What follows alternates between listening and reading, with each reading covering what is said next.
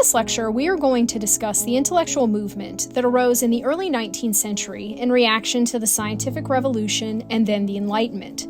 To some degree, it was also a response to the chaos and disruption of the French Revolution, the French Revolutionary Wars, the Napoleonic era, and even the massive transformations introduced by the Industrial Revolution. And that is Romanticism. Remember that the scientific revolution and the Enlightenment focused heavily on rationalism, observation, and then categorization. In fact, it was a key argument of the Enlightenment that rational observation could be applied to every aspect of life, and that everything could be broken down into component parts, categorized, and defined. Another aspect of these movements involved a shift away from belief in organized religion, or at least blind belief without rational underpinnings. Deism, for example, was embraced by Enlightenment figures and argued that God could exist but had to be found through empirical evidence and rational reasoning. So given that Romanticism was a reaction to all of this, what was Romanticism?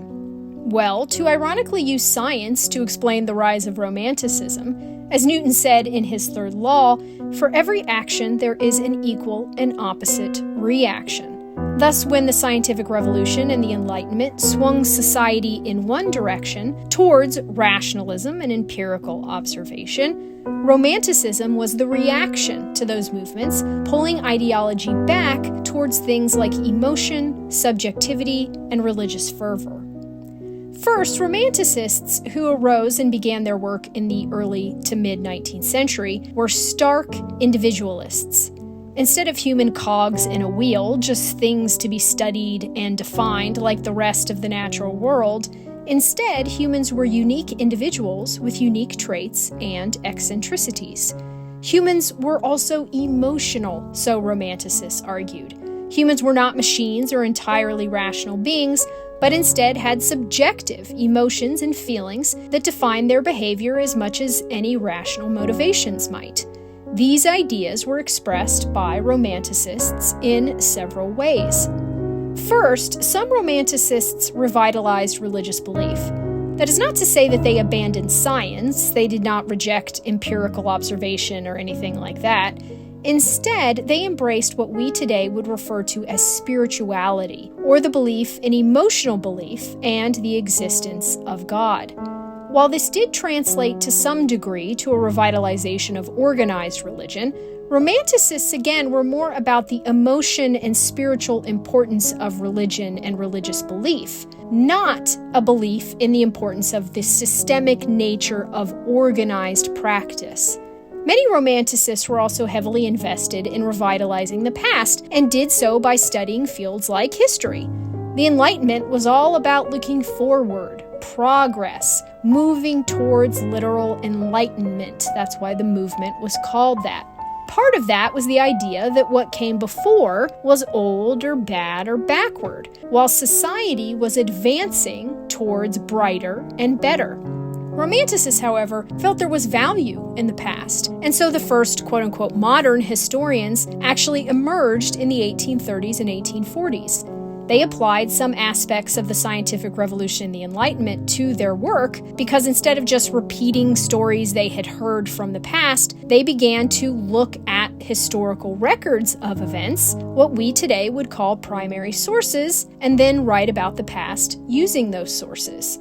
This is, of course, a basic element of historical practice today. It's a combination of art and science, so to speak. The Romanticists were highly involved in the arts as well. If you've heard of Gothic literature, that is the style of literature written by Romanticists. One great example of this is the book Jane Eyre, which I'm sure most of you have heard of, even if you haven't read it.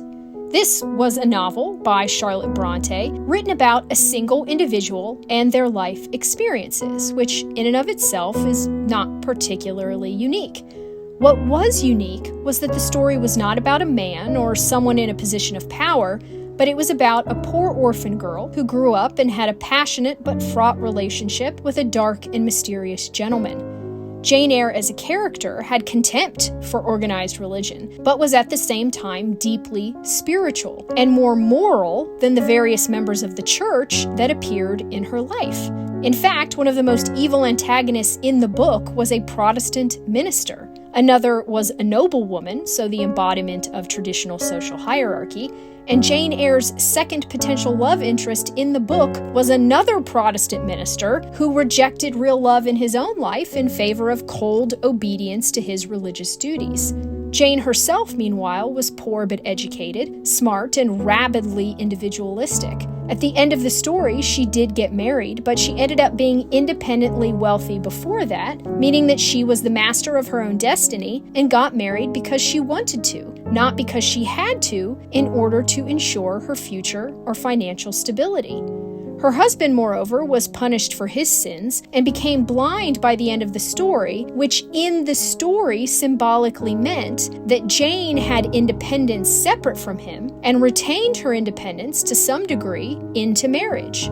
This was a very radical idea for the time when the book was written.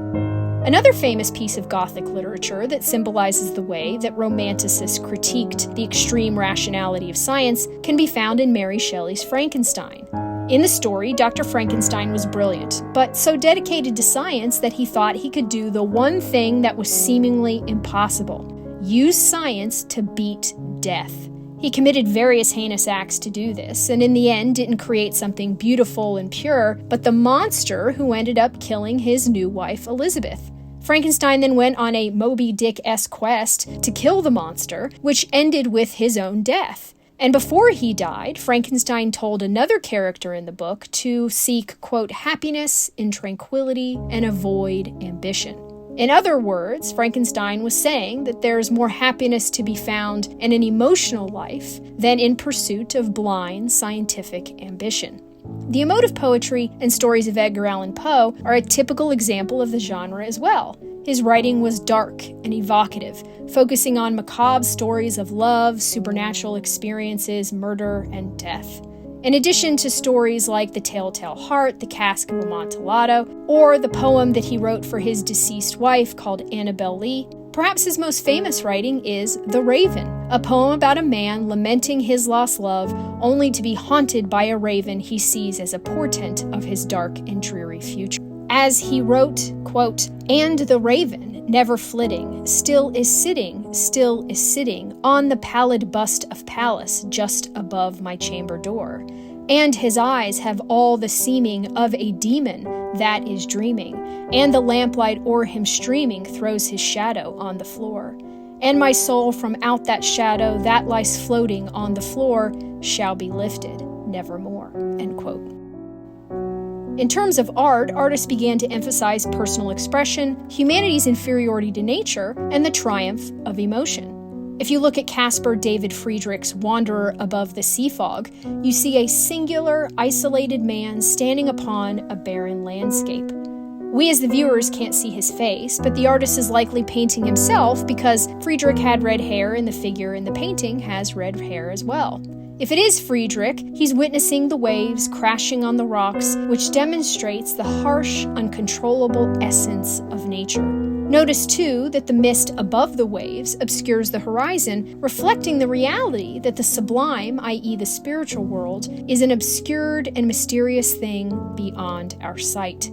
After painting the scene, Friedrich wrote of it, quote, "The artist should paint not only what he has in front of him, but also what he sees inside himself."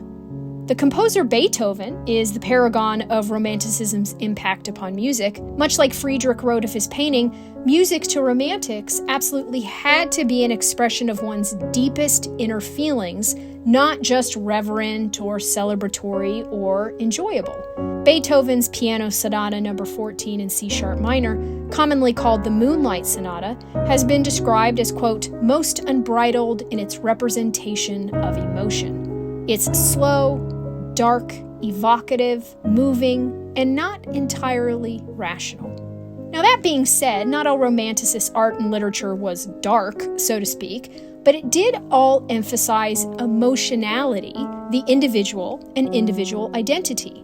In fact, romantic productions, whether it be art, music, literature, or poetry, were incredibly popular as much because the creations themselves were good, they were enjoyable to read or to watch or to listen to, as because of the romanticists who created them. Many romantics themselves were free figures who led unhindered lives, experimented with drugs and excessive drinking, and some of whom died early deaths because of this lifestyle. They completely eschewed the normal rules and mores of 19th century society. While society at large did criticize their lifestyle, people also found romantics deeply fascinating. An excellent example of this is George Gordon Byron, 6th Baron Byron, commonly known simply as Lord Byron. He was described by one of his lovers as, quote, mad, bad, and dangerous to know. Byron was also referred to as, quote, a notorious sexual adventurer, end quote, who claimed to sleep with over 200 women during a brief stay in Venice, and also had several documented sexual relationships with men, such that historians now believe that Byron was bisexual, which was a complete anathema to public society in the 19th century, particularly because Byron lived very openly and unapologetically. Byron was reportedly physically very attractive. He loved to box. He drank almost constantly. He kept a pet bear while in college. He experimented regularly with opium and other drugs. In 1810, he was the first recorded person to swim across the open water of the Hellespont. He was the best-selling poet of his generation, and because of his birth and title, he was a member of the British House of Lords. Byron also had to flee England in 1816 because he had, allegedly, an incestuous affair with his half-sister. Thereafter, he traveled across Europe with a group of people, including Percy and Mary Shelley being the author of Frankenstein that we just discussed. Frankenstein was a character allegedly created while experiencing a drug-induced hallucination. Whether true or not, this group on their travels made their way to Greece, where they supported the Greek War of Independence. While in Greece, on an active military campaign, Byron told his companions that he had had a dark dream about his own death. Soon after, he died of a fever, likely sepsis of some kind, at the age of 36. His only legitimate child, interestingly, was named Ada Lovelace, and Ada Lovelace is considered an early pioneer of computer programming. Now, I don't impart these facts to be salacious or dramatic, but because while Byron was an extreme example of the lifestyle many romantic artists led, Byron was considered a paragon of that passionate, impulsive, emotional, romantic lifestyle, including the fact that he died young pursuing that behavior. Thus, his poetry and writings were excellent, but Byron was also celebrated by European society because of how his dramatic life paired with what he wrote. To be clear, the Romantic artists were shunned by quote-unquote decent society in Europe at the time, so in a way, the Romantics were like 19th century versions of social media figures people are fixated on today. Think of someone in the public eye that people are obsessed with and fascinated by, but wouldn't want to live like at the same time. So people who exhibit extreme behaviors by today's standards. I might also equate them to the 27 Club, if you're familiar with that group of talented yet hard-living artists of the 20th century who died at the age of 27. That's fairly close to how people in Europe viewed the Romantics. Europeans were obsessed with how these romantics openly and unapologetically followed their passions and violated common social mores, romanticizing those in particular who died young living that way, while at the same time believing that it was in a way wrong to pursue that type of lifestyle. So the current fascination with influencers, or those who live extreme lives, is not a modern phenomenon. People in the 19th century just read news stories or books about these people or listened to gossip about them instead of following them on Instagram. So overall, these people followed their passions, pursued emotion, embraced spirituality, rejected the empirical nature of Enlightenment ideals, and created art, literature, poetry, music, history, and other media that reflected that belief. Indeed, historians argue that the Romantic movement, quote, emphasized intense emotion as an authentic source of aesthetic experience, placing new emphasis on such emotions as fear, horror, terror, and awe. The movement was about casting off rationality, eschewing the rigidity of the scientific revolution and the Enlightenment, while turning away from the mechanistic structure of the Industrial Revolution, in favor of subjectivity, individualism, emotion, and spirituality. In the words of Lord Byron himself, quote, "There is pleasure in the pathless woods. There is rapture in the lonely shore. There is society where none intrudes. By the deep sea and music in its roar. I love not man the less, but nature more." As always, have a good day.